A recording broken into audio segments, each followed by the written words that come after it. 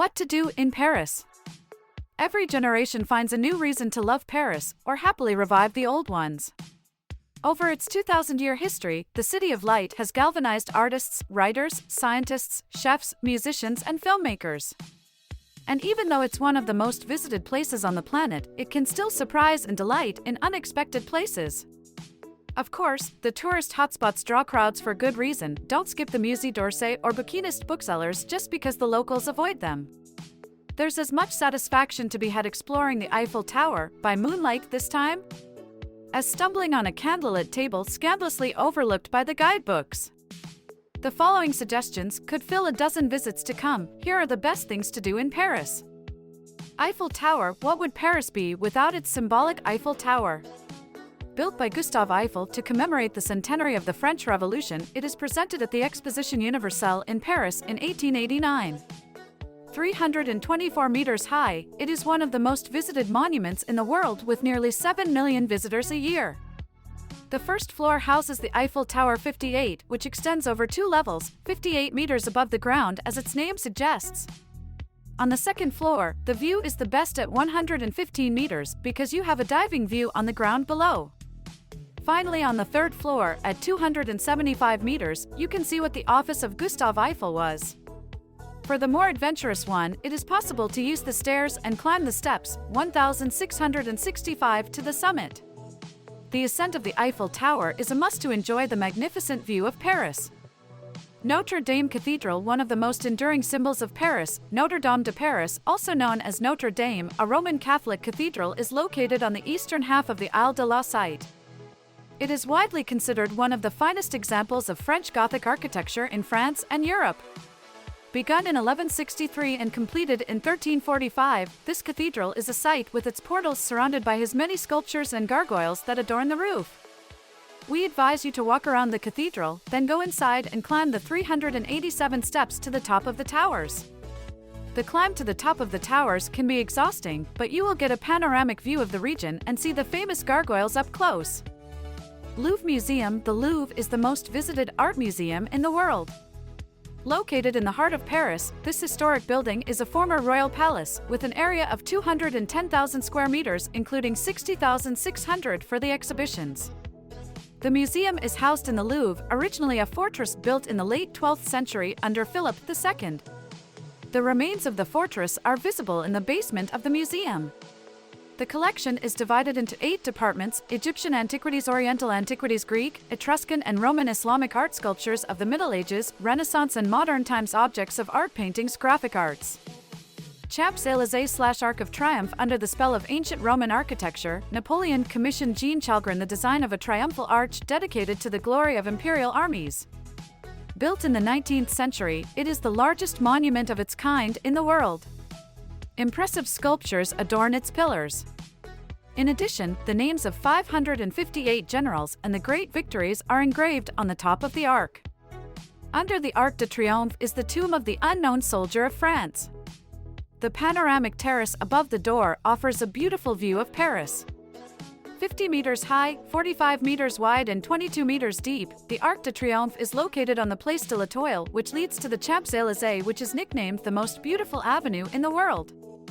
It stands on 1.9 kilometers between Place de la Concorde and the Arc de Triomphe. There are many luxury boutiques: Louis Vuitton, Cartier, Guerlain, Montblanc, places of entertainment, Lido, cinemas, famous cafes and restaurants, Fouquet's. Cruise on the Seine. Find the best way to visit the City of Light enjoying a cruise on the Seine, especially at night. When the sun sets, the monuments are lit slowly. You get a panoramic view to the forefront so you can enjoy the beauty of Paris, Eiffel Tower, Notre-Dame, Pont Alexandre III, and many more. You can also enjoy a dinner cruise on the Seine aboard a boat. For about 2 hours, you are welcomed. Montmartre. Montmartre is a hill located in the north of Paris, 130 meters high, having its name to the surrounding neighborhood. It is best known for the white-domed Basilica of the Sacred Heart at the top. It was completed in 1919 and honors the French victims of the Franco-Prussian War of 1870. If you're in the area, do visit the Square of Tertry, few blocks from the Basilica. There are many artists setting up their easels to paint tourists or exhibit their work. Place du Tertre is a reminder of the time when Montmartre was the hub of modern art in the early 20th century. Many artists such as Amedeo Modigliani, Claude Monet, Pablo Picasso, and Vincent van Gogh worked there. The Espace Salvador Dali, a museum dedicated primarily to sculpture and drawings of the Spanish painter, can be found a few steps from the square of Tertre. The famous cabaret Moulin Rouge is located in Montmartre. Palace of Versailles. The Château de Versailles is the most famous castle in France. Built in the 17th century as a symbol of military power of France and as a demonstration of French supremacy in Europe, Versailles was the seat of political power in the Kingdom of France from 1682 to 1789. This huge complex of buildings, gardens, and terraces is definitely a must for any visitor who will be captivated by exceptional accommodations, lavish decorations, furniture, and gilded works of Renaissance art. Visit Versailles. You will start by the state apartments and the famous Hall of Mirrors, the Queen's Chamber. Do not forget to stroll through the famous French gardens. The Latin Quarter. Luxembourg Park. The Latin Quarter of Paris is located on the left bank of the Seine, around the Sorbonne. Known for its student life, lively atmosphere, and bistros, the Latin Quarter is the home to many higher education institutions, such as the École Normale Supérieure, the École des Mines de Paris, or the École Polytechnique. The area takes its name from the Latin language, which was once widespread in and around the university since Latin was the international language of learning in the Middle Ages. The Luxembourg Park is a private garden open to the public created in 1612 at the request of Marie de Médicis to accompany the Luxembourg Palace.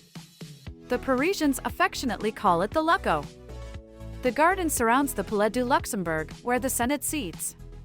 Redesigned by André Lenotre, it is very pleasant to walk around. You will also find an orchard, several varieties of apples, an apiary, and a greenhouse with orchid collection. There are 106 statues, a bronze reduction of the Statue of Liberty, and 3 beautiful fountains. Moulin Rouge. The Moulin Rouge is a cabaret known as the spiritual birthplace of the famous French cancan. Located at the foot of Montmartre Hill in the heart of Pigalle, it was built in 1889 by Joseph Euler and Charles Seidler. Initially introduced as a courtship dance, the cancan made possible the birth of the cabaret, now present in many countries around the world. Today, the Moulin Rouge is a tourist attraction, providing entertainment for visitors from around the world.